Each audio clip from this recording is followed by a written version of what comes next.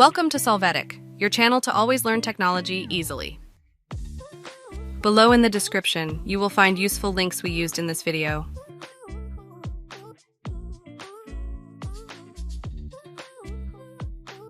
Today in Solvetic, we will see how to change volume on different programs, Windows 11.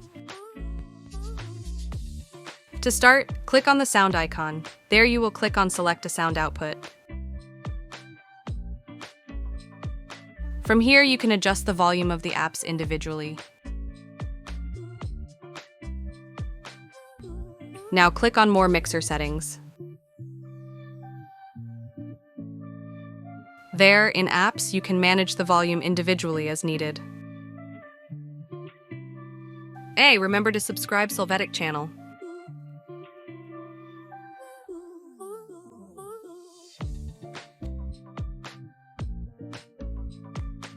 We hope it has been helpful for you. Here are links to watch more videos of your interest and subscribe to the Solvetic channel. Thank you.